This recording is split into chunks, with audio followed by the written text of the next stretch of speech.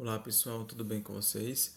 Então, hoje daremos continuidade à unidade 2 e trabalharemos sobre o realismo, que foi um movimento estético e literário, que surgiu ali no século XIX, tá bom? Então, gente, como eu já falei anteriormente, o realismo ele surgiu na primeira metade do século XIX e teve como principais artistas Gustave Courbet e Jean Millet, certo? Então, esse movimento, pessoal, tinha como objetivo contemplar a natureza de maneira realista, né? Ou seja, o mais próximo da realidade possível.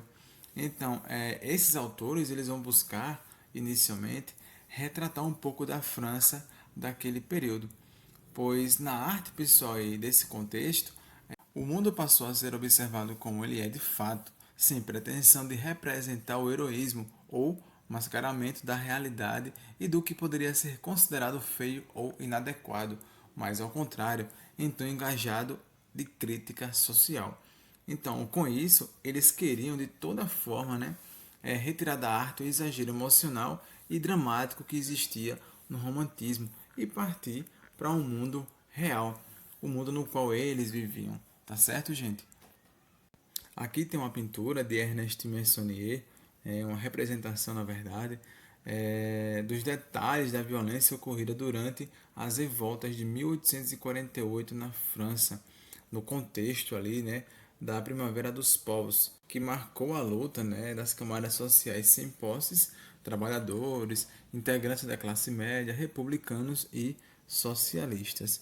Então, a pintura ela mostra aí justamente a repressão que essas pessoas aí sofreram ao longo desse período, que foi marcado por diversas mudanças políticas e sociais importantes. Então, pessoal, observa aí que a partir desse período o mundo passou a ser observado em tom engajado de crítica social, tá certo? Então, gente, já falando um pouquinho agora sobre a literatura nesse período, podemos dizer que um dos principais autores foi Émile Zola, que foi adepto do naturalismo, que foi um estilo literário, caracterizado pela observação e descrição fiel da realidade e que se aproximava muito da ciência, tá certo?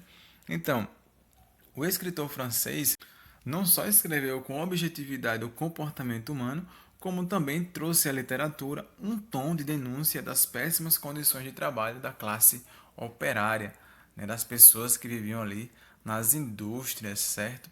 Naquela época.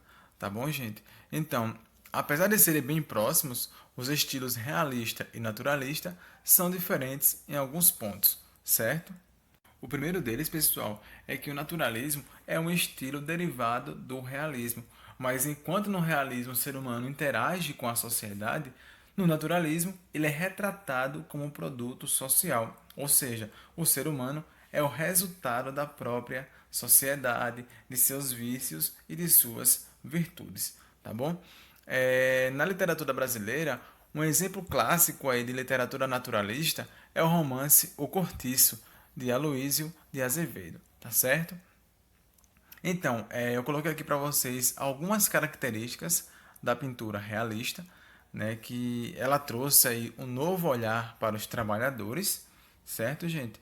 O que isso quer dizer? Ela passou a retratar a vida dos trabalhadores como realmente é, pois o realismo ele inovou a maneira como os trabalhadores passaram a ser retratados, sem ironia, deboche ou desvalorização, tá certo?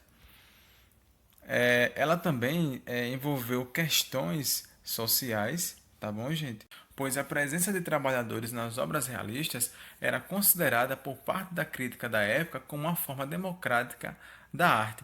E as questões sociais eram assunto de interesse de grande parte dos pintores do realismo. Então, eles estiveram, pessoal, profundamente conectados com os estudos e debates acerca da vida das classes sociais não favorecidas, tá bom? O nome dessa pintura que eu coloquei para vocês é Os Quebradores de Pedra, de Colbert, onde ele vai além da representação, da retratação de duas pessoas trabalhando, pois traz para a tela um olhar crítico que revela uma ocupação profissional sendo exercida com alto grau de exploração. Então, o que eles vão destacar, pessoal, aí, em algumas pinturas, será o excesso, da exploração do trabalho, tá bom? Então, nela, os dois homens aí executam o mesmo trabalho, que por sinal é muito árdua, né? Removendo e quebrando pedras para a construção de uma rodovia, função que muitas das vezes era atribuída como punição, tá bom? Outra característica é a realidade retratada como ela é.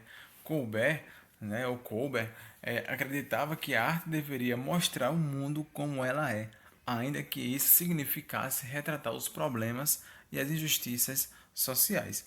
Então, pessoal, mesmo sem a densidade das questões sociais expostas por Colbert e Miller, um dos autores aí, né, que era chamado de Jules Breton, trazia em suas obras a realidade das pessoas do campo, ignorando o ideal de beleza clássico, né? O ideal de beleza da antiguidade clássica. Então, em suas telas, Breton mostrava o trabalho rotineiro dessas pessoas, né? Como vocês podem observar aí na tela, as mulheres aí no campo, e ele pintou, né? Ele tentou, melhor dizer, retratar as formas, as vestimentas, a postura corporal e as expressões faciais das trabalhadoras rurais de forma fiel, ou seja, bem próxima da realidade, tá bom? Então, pessoal, por enquanto é isso. Façam a atividade e qualquer dúvida é só entrar em contato comigo, tá certo? Bons estudos e até a próxima. Tchau.